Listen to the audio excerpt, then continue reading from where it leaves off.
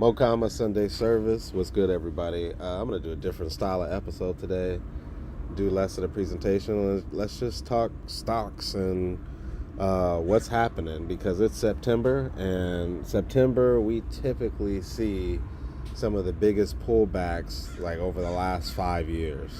So we're on August 31st today, and to be honest, I'm wary right now of most of my positions. I don't have too many positions other than that CRM trade, but in terms of my long term stuff, generally we're going to see like some weakness in September um, from a seasonality standpoint. So we're also at the end of the month, and typically at the end of the month, what I'm looking at is we see some sort of not rollover, but some sort of rotation into like where's like their value to be extracted. So what I was looking at earlier is just looking at the last 3 months, koifin.com, just looking at different sectors and seeing like what's the weakest. Like if I were to rotate into something, what would I be rotating into? And it's probably going to be like consumer staples and healthcare, more so because those are like the safety trades, right? So if we do see some weakness, it isn't like it used to be in the 1930s. In the 1930s, like everybody could pull their money out and go to cash. Now these big institutions like the pension funds and things of that nature, their mandate is to consistently be in the market. They're never going to go to cash. They might go to bonds or some sort of other investment vehicle in the market, but they're not going to go all to cash. So what that means is they're going to rotate into something if they start selling off something else. And so what I'm typically looking for is like what are they likely to rotate into, right? You don't buy things at all-time highs. Generally, you're trying to find some value. So looking at the last 3 months, like we've been pretty bullish because all of the sectors with the exception of consumer staples are like positive over the last 3 months. But I do see consumer staples and healthcare as the two things that I wouldn't be shocked if they started rotating, like big money started rotating into these particular areas. And so, what are consumer staples? So, just as an exercise, so XLP is an ETF, essentially like a all-star team of stocks in the consumer staple sector, and the same thing with XLV and healthcare. So I like to go look at this from time to time because it does change. I'll type in XLP holdings into Google, go look at the holdings inside and see what the distribution. So if you're looking at, okay, what's something that they're potentially going to rotate into?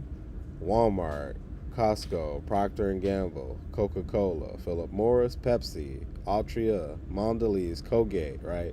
These are your when we say consumer staples like Walmart, right? 9%, almost 10% of the sector. So is Costco. So and then Procter and Gamble. Actually, wow, PG is up, right? These are your top three names in that particular sector, and then you got Coca-Cola, Pepsi, right? So I would say those five are the ones that I trade. I actually own some Costco, but if I were to try to pull out a crystal ball, if we were to see some weakness in September, which we typically do, what did I do? Right, we see some weakness in September, which what we typically do. I wouldn't be shocked if some of these names were the ones that would see some sort of benefit from that, specifically as that entire sector has been the weakest over the last 3 months. If I'm trying to, get $2 to $3 from a dollar, it would likely be that particular sector, which is undervalued right now, or at least it's flat. It's been flat over the last 3 months. I'm not necessarily going to say it's undervalued, but that's probably the area where we have more room for growth or for profit versus these other names that have been up over the last 3 months that might be a little exhausted, like SMH specifically, right? And who knows, we might have that one out of 10-year September where we're actually up. But generally, from a seasonality standpoint, we do see some pullbacks in September. So don't be shocked. But if you're trading on the other side of that, XLP, XLV, that's where I'm looking. And I've been looking at like Lilly specifically. Let's go crack open the XLV sector. Do the same thing. Go to sector spiders. Those are holdings. Right, I know Lilly is the top weighted. Also, this is a good way to look for stocks.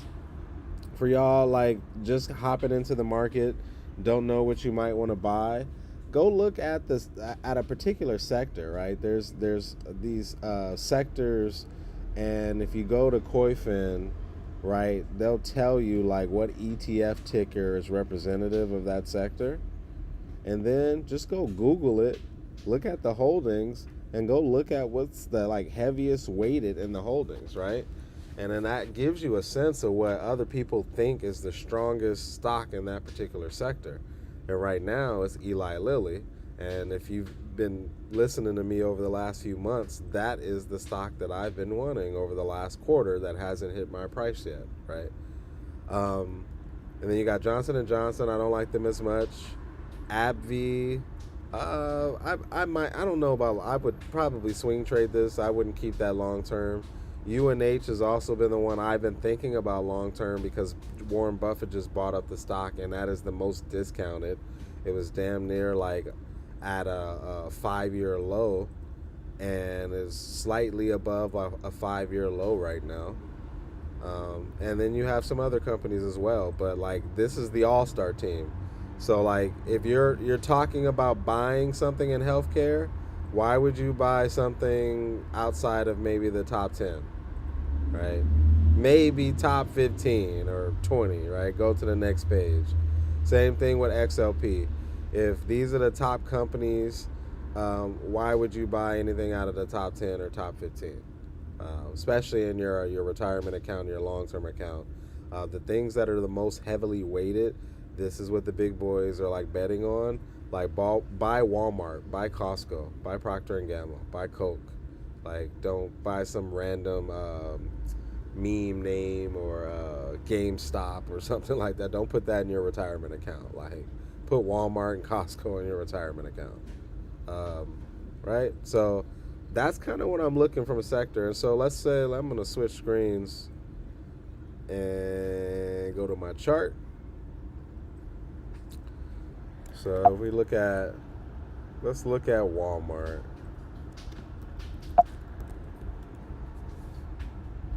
Interesting. So Walmart is, I wouldn't say it's bullish. It's been flat over the last 3 months, similar to what we saw over like the consumer staples sector. But it's been pretty bullish over the last 5 years. For me to be able to do a leap strategy on that, which has been my primary strategy recently, it would need to come down to about like $79, which is where I apparently have an alert already set. So until that gets there, I really wouldn't be swinging Costco or Walmart. The one thing that I would love to buy leaps on Walmart is because the price is $96, which means that the leaps are probably going to be really affordable, at least for my account, right? So if I go out to January 27th in the option chain, like looking at these deep in the money, these 60s, not that expensive. They're $4,000. But you know, for a $100 stock, that isn't that bad. And in fact, look at the open interest in this high delta. I probably would buy this one at the 40 strike. It is more expensive the deeper you get into the money, but there's a lot of open interest there, so it's extremely liquid and yeah, deep in the money, so it's going to move more like the stock. If I were to get into Walmart, if it were to hit my price at around $78-$79, then I would probably take these January 2027 leaps and go mad deep in the money at that 40 strike. And what that means is on January 15, 2027, if Walmart's stock is above $40, then essentially I get to buy the stock for $40 at expiration. If you're someone that lets your calls actually expire and turn into shares. So essentially you would only have to pay $40 per share, even if Walmart is at $200 at that time, which is generally like how I'm kind of pricing my leaps. Like, is there something that I would want in my long-term portfolio that I would potentially want to own shares, but is there a better way for me to leverage my money to get into those particular shares, and maybe make some money on the way? Especially, let's say if I'm taking the 60 strike here, I could buy two contracts for about what, $8,000. If I were to buy 100 shares, and that controls 200 shares, each contract is for like the control of 100 shares. Versus if I bought 100 shares of Walmart, that would be $9,600, $700 right now, and that's only to control 100 shares versus controlling 200 shares by using options. Right. So that's how I would potentially get into Walmart. Let's say what else Costco. I couldn't buy leaps on Costco just because I know the price is too expensive, and I already own some shares, so I probably wouldn't pick up more Costco because I already own some in two separate accounts. But looking at Costco, same thing.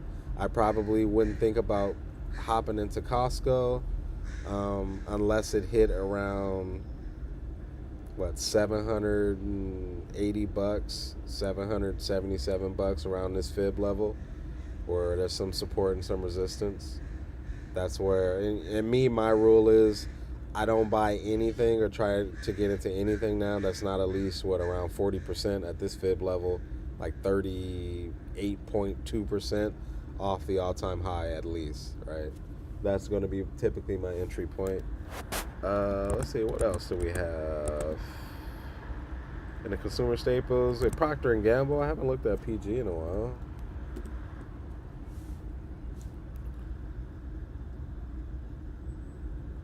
Interesting. Hold on. Let me draw these fib levels. So, like for a stock like this that I don't track that often, where am I going to go? I'm going to go to the fib retracements tool, mark off the high and the low, the 5-year high and low. The low's at 121.54.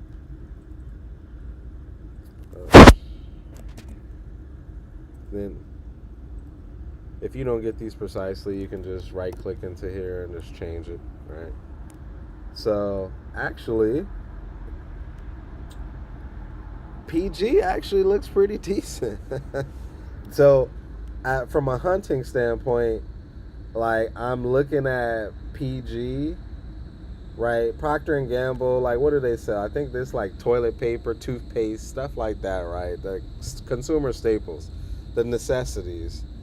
I actually look, if you look at Procter & Gamble over the last 5 years, it's not like Walmart, it's not Costco, it's not Nvidia, but this is some pretty steady growth. If you would have bought in at 121 and right now at 157, it's not great, but like even at the high 121 to get up to 180, if you would have sold off some shares there, right, that's not bad.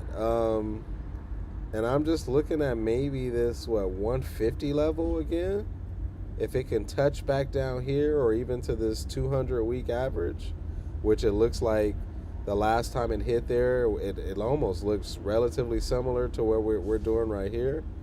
And if they're going to rotate into it, this might be a potential. I don't know about leaps, just because I don't believe in Procter & Gamble long term.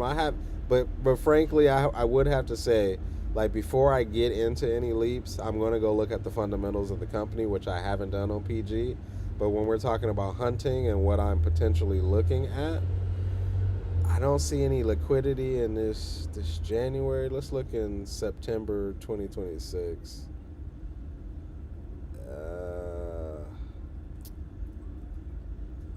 That's my only issue. I wouldn't touch Procter and Gamble because I don't see any liquidity in the leaps. All right, so we move on. The next one, let's go to Coca-Cola. Let me do Coca-Cola and Pepsi. Coca-Cola is K, right? No, am I tripping? What's Coca-Cola?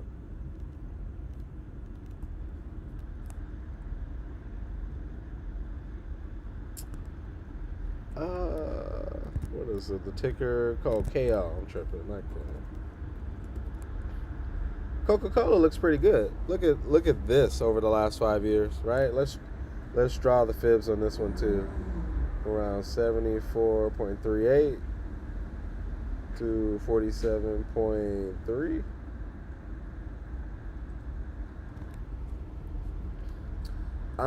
So once again, I would like a further drop on Coke. Like, it's too strong right now, but Coca-Cola's been pretty decent over the last 5 years, right? That's some pretty decent growth. It's not Nvidia growth, but it's growth, right? If you held Coke and bought Coke 5 years ago, you're probably pretty happy, like, with your investment right now. I'm looking at this level right here, the $64, $65 area. I see a lot of support and resistance. So that's potentially an entry level of where I might get into Coke, and or dropping a little further to this 200-week moving average. You had 1 touch, 2 touch, 3 touch, 4 touch here, went below, dipped below, almost grabbed it here and here. So that 200-week moving average looks really good, maybe just above at like $63. And you got a lot of support and resistance at that $63 mark too. So Coke looks good if it could get down there potentially. I'll set an alert and then go look to see if there's liquidity in Coke. This is what I like to see. So over a year out in the leaps, you got some open interest here at 10,000. That's the type of liquidity that I'm looking for. The issue though is these are mad expensive. That's what I don't like. Maybe these are more expensive than the stock. Let me go let's go to September or December. Got some liquidity in the Decembers. But yeah, this, is that 800? Oh, maybe I'm tripping. It's not that expensive. That's $830 versus, actually, yeah, these are mad inexpensive, actually. Yeah, these are about $1,000, $995. That's actually a really good price. I was thinking it was extremely expensive. No, like I could probably buy like 4 or 5 of these on budget if Coke could drop to my price. And then specifically one of these 2 strikes, because that's where the liquidity is. And what I mean by liquidity is like if something goes wrong or if something goes right and you want to get out or scale out of a stock or out of a particular option,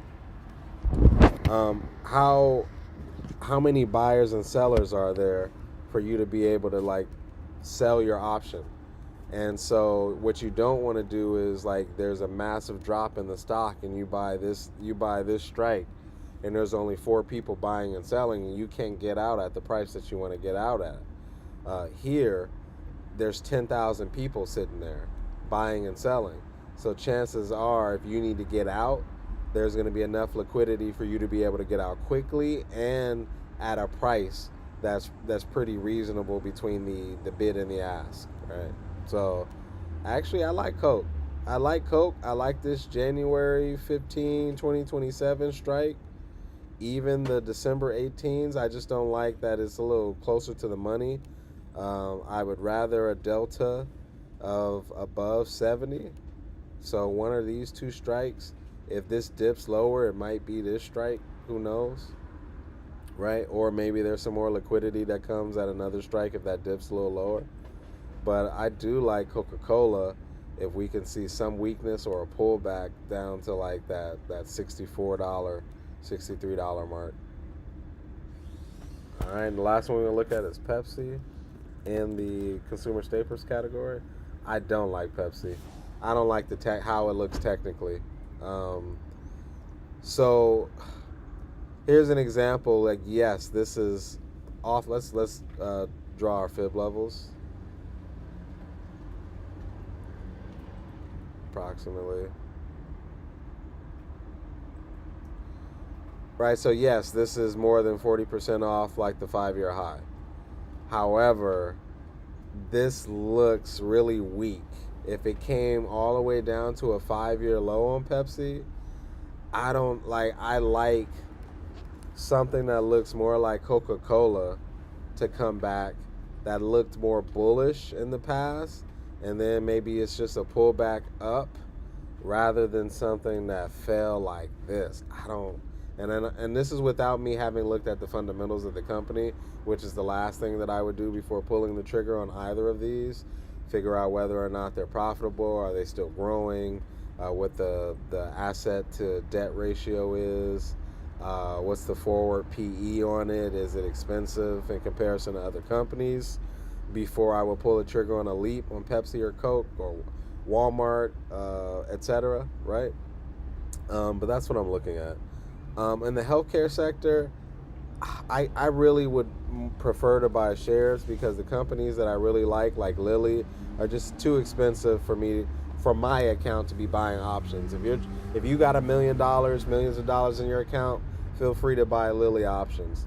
But me personally, I would have to buy the shares because they're just so expensive until Lilly decides to do like a stock split or something like that, right? My price has been this 200-week moving average, which it almost clipped right here and just bounced up after, but that's been my price. Maybe I should have got in at that 40% mark at 650, but I really wanted the 600 level because of all of the support and resistance right here in all of these weeks that traded around that 600 level, and it's literally right at that 200-week moving average. So that's really the converging technicals that I wanted for Lilly. Fundamentally, I like the company. I've been tracking it for, I would say, this entire year. It's the one company I feel like I'm missing in my portfolio as a hedge. I got some Costco in the consumer staples sector. I wanted some Lilly, the best stock for me, or in my opinion, in the healthcare sector, and I'm just waiting for it to hit my price. Once it hits my price, if it hits my price of $600, that's when I want to hop in. I'm going to buy some shares to hold long term. That's really the only thing I'm looking at in the healthcare sector. And UNH is one of those companies where it's like, yes, it is so low. Warren Buffett bought in. However, Warren Buffett is leaving. It's one of those, if it does come up and you hit, this is going to be the big one. So maybe I could put a little bit of money in here, but I wouldn't go all out and double down on UNH at where it's currently sitting because of the investigations. The profits weren't there in the last earnings, and just that severe drop post-assassination attempt too. UNH isn't looking great from like a technical standpoint, but shoot, there is some value there, especially if you got it at like 230, 240. There's some value there, you know. It is still a huge behemoth. Look at the leaps on this one. Yeah, there's some liquidity in the leaps, but they're expensive. These are $11,000 because of the stock price being so expensive. So, yeah, it would be hard for me to find an entry path into UNH that would make sense for my account size specifically. And yeah, I don't know. The technicals on this are like a little too far gone for me. I would prefer to have some Lilly. And then looking at J&J has been very like sideways. If you would have bought 5 years ago, you pretty much would have been flat. You know, now it's finally coming up, but J&J is more sideways. So I don't really like J&J too much either. But those are pretty well. AbbVie would probably be the last one. AbbVie does look pretty strong. Let's draw some fibs on this. I've traded AbbVie before, day trading and swinging, but I haven't really like used a leap strategy on it.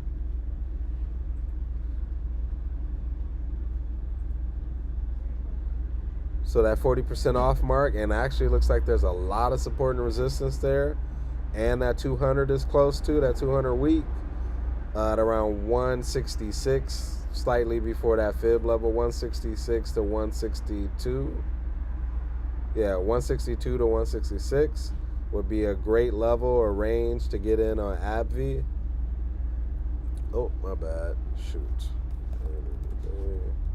Let's go look at the leaps. I don't really like this one. Might be decent. It's not at 1,000, but it's not terrible. That 190 strike, it's not that expensive either. So maybe the 30 strikes on January 15, 2027. Let's look at the October. No liquidity in October, no liquidity in September. Nothing I like in the Junes, further in the money. So same thing, I would do January 15, 2027, and maybe the 190s potentially if AbbVie could drop potentially. Yeah, but it would need to come down further. Yeah, this is actually doing well, considering like healthcare has been the lagging. Since healthcare has been the lagging sector of the last, or one of the lagging sectors of the last 3 months, AbbVie is doing pretty well.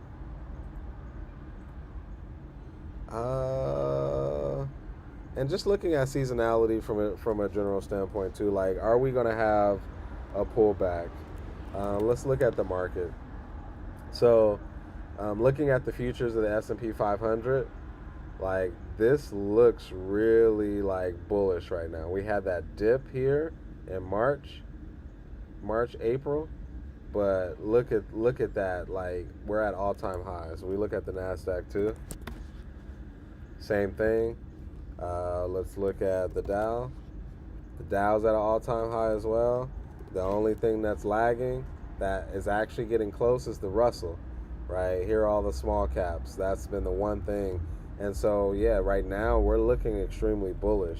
The one thing I'm afraid of, and I've brought this up before, if I switch to a 5-year month chart,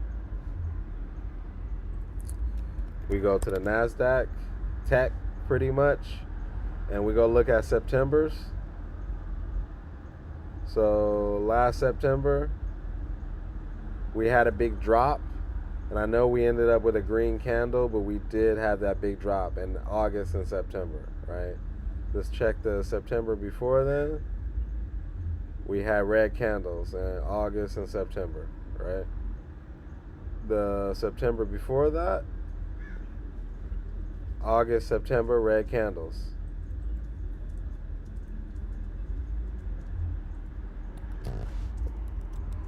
September before that, August, not so bad. September, red candle. So for me, I'm just looking at, and then the last one, 5 years before, September, red candle. So we had one up September in the last 5 years, and we even had a dip in that one up September that we had. So I'm kind of expecting, so this for me too, even my long-term portfolio, if we start having a dip in September, it's not going to scare me because seasonally I'm expecting it.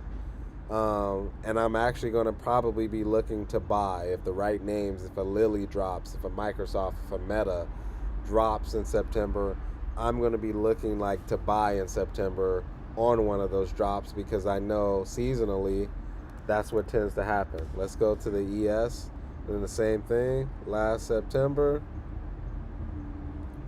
right here, we had a big drop in October and we came up, and then another drop in September and came up, but we ended up green. And I would presume that was the only positive September we've had in the last 5 years. Same thing, year before, red. This is the total market with the S&P 500. Same thing, year before, a big drop in September. Right here, another drop September, and here, last one, another drop in September.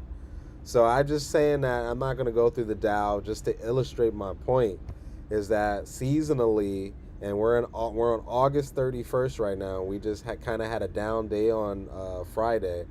Seasonally, expect a drop in the market in September and be pleasantly surprised if it doesn't happen. And then instead of just kind of sitting on your hands, when that drop comes, be ready to buy something. So research your levels now. What are you looking to buy? I know, like, I'm looking for Chipotle, and Chipotle is almost at my mark at that $41, which is what I'm trying to buy, and it's already kind of down. So here's a target of mine. We talked earlier about the consumer staples, Walmart. I got a target in Walmart. If Walmart drops, like, that's what I'm trying to buy. And for me, I'm trying to balance out my portfolio. Hold on, let me.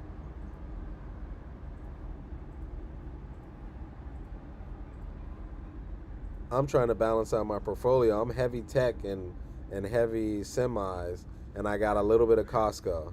CRM's in my trading account, so I don't really count that. But, like, I got a little bit of Costco and some Qs, some SPY, right, which is kind of a little bit of diversity. But what I'm looking for is a growth name in a safety sector. I feel like Costco is a growth name. It's been growing, but it's also something that tends to stay flat or go up when the rest of the market is going down. But it's still been growing at a rapid pace, right? Lilly is that for me too. It's a something that tends to stay flat or go up when the rest of the market is down. It's a safety name, it's healthcare, but it's been growing at a rapid pace. Walmart, same thing, which is why it's a target. Something that's safety, but also has been growing at a rapid pace. So if you would have held it, like, you would have got some good gains while also hedging the other stuff in your account that's tech, like my AMD, ASML, Google, Nvidia, Shopify. That's all tech. So and Costco is my one hedge. So I kind of want another hedge, but that also I consider growth, where it's not just gonna, like, J&J, stay flat for 5 years. I want some growth, but I also want to hedge all of this tech that I got. So when people are rotating out of tech, they're rotating into consumer staples, or they're rotating into healthcare. So I want some healthcare and consumer staples in my long-term portfolio as well. All right, so that's pretty much all I got for y'all this week. Isaac, unless you want to look over something, specific name. But we've talked. CMG is what I'm looking for. That's closest to triggering right now for leaps. Yeah, I've been watching that carefully too. CMG, I've Yeah, got Coke on my watch list now. yeah. And then, But I want to see if the entire market drops in September. Like, CMG might fall a little further, and I really love this $38 mark right here. Would be like golden for me. But it's kind of one of, like, the CRM play. I would say from a range like 38 up into 41 is a decent range to potentially scale into it. Maybe yeah, buy a contract at 41, buy a contract at 39, and buy a contract at 37 if it gets down there. yeah, I'm always even skeptical to buy one. I was almost skeptical to buy at least one right there, and then just even Just what you call it, buying as it keeps dipping. If it does keep dipping, because it kept just trending right there at the 41 mark. yeah, it kept bouncing at 42 actually last week. So Yeah, my bad, 42. I it think was, it touched at least like 40. yeah, it Oh, yeah, almost got 42. there. Right on 42, huh? Yeah. My alert went off because I had an alert at 42 and my alert went off, and so I started looking at it, but it never got down past, what was the low? 41.77, and my target is $41, or my trigger is $41. So I didn't get in, but really, like, I hope we get like a gap down or whatnot on Tuesday and it's below, and I'll buy one contract, buy another one, because these are inexpensive enough where I'm thinking about buying three of them. Right. You can scale in too. Yeah, so I'm thinking like that would be the way I might think about scaling in. Forgot what, I think it was January, it was the 2027s. Yeah, these are a little, this is in the money. I would I might take a chance on these 693s. They're a little bit more expensive, but I like the ones a little deeper in the money. It's not like mad illiquid like these with the 67 open interest, but I might take that 30. These would be the least expensive, the 40s, but I might take these 30s. It's not crazy liquid, but it's liquid enough for me to be able to get rid of 3 contracts if there's 693 out there, So And that's in the money, huh? At $30 strike price. yeah, That's what you. it's only Oh, 15 nice. it's only 1,500, so I could Yeah. buy 3 4,500 and get in for 3, and then be able to scale out. And then so like just to show you how I would potentially like scale out of this trade is if I were to get in around 41 bucks, let's say we're here, I'm looking to at least get 2 fib levels up, right, for like a 2-to-1 risk reward at the very least. So here, looking at that, what, $50 $50 mark, especially that 200 day averages there, I would get out right before there. So like 51 bucks would be target number 1 for me to sell one contract. Or and if I had four, I would sell half my position. If I were to get 4, if I had 3, I'd sell 1 right there at that 51 buck mark, right before this 200 moving average. I would sell right before here and the fib level, because this is going to serve as a lot of resistance. This is going to serve as some resistance, this 200 and this fib level. So I'm trying to hop out right before then at like 51. That would be target number 1.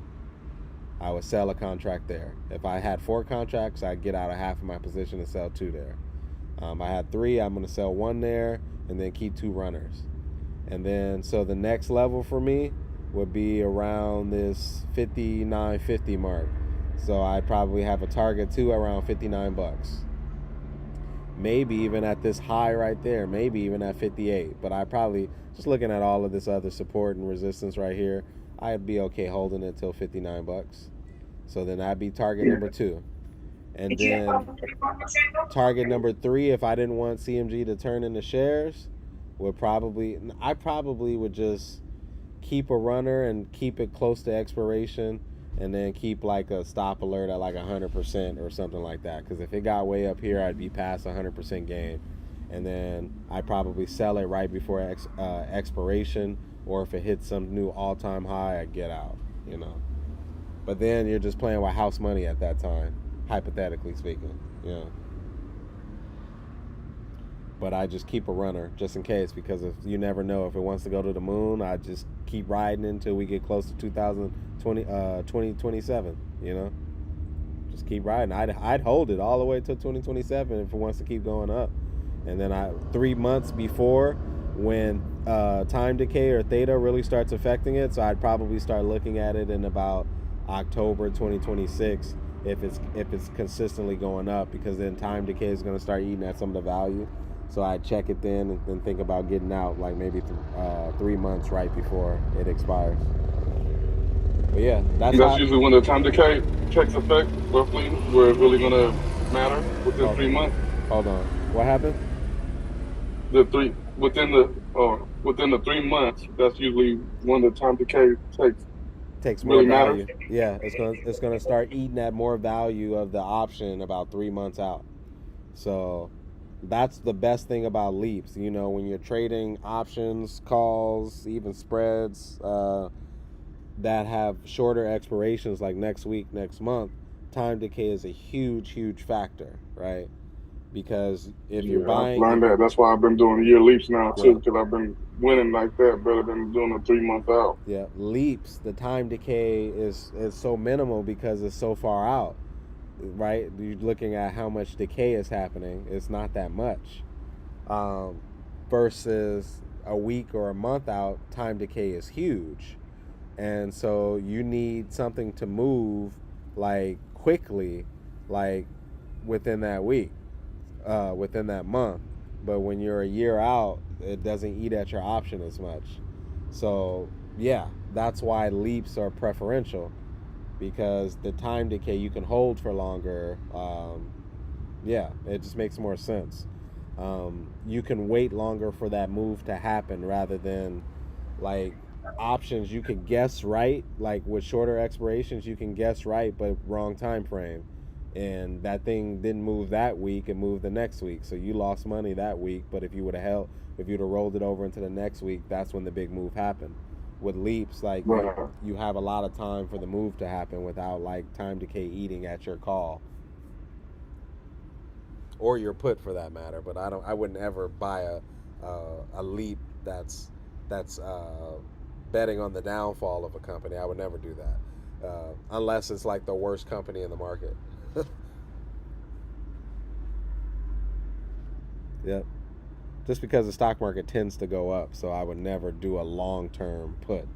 If I'm going to do a put, it's going to be a week or a month out, not like a year or a year and a half out. So, all right, but yeah, that's it. That's all I got. Just talking about seasonality, showing you my targets, what I'm looking at, what I'm looking to buy. I actually just found another potential target, and not was it Walmart or no? What was in the consumer staples that I found? Was it Coca-Cola? I think. Yeah. No, it was Walmart, Costco. Oh no, it's Procter and Gamble.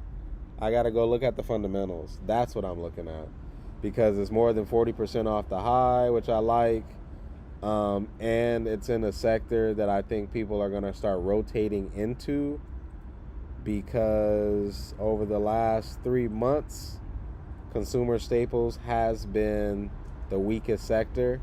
So it has like the most room for growth, and it's the safety sector. If we start seeing the market take a dump in September, everyone rotates into consumer staples, healthcare, and gold. But gold has already been still going crazy. So, but I wouldn't be shocked if gold also takes off, just because it's the most bullish. But right, if we start seeing some weakness in tech, everyone's going to start putting their money into the Costco's, the Walmarts of the world, healthcare, and then they're going to buy some gold up too. If you just looked at the last few cycles, those are the three sectors that tend to either stay flat or go up when the market, the rest of the tech sector and the market, the things that typically push the market, are doing bad. Everyone hides their money in Coca-Cola and Pepsi, right? All right, that's it. That's what we got for this week. Mokama Sunday service, making it rain without the umbrellas. Check out my Good game. Appreciate it. yeah. Once again, this is all for informational purposes. Check out my disclaimer that I keep in the notes. Yeah. I'll see you guys later. Peace.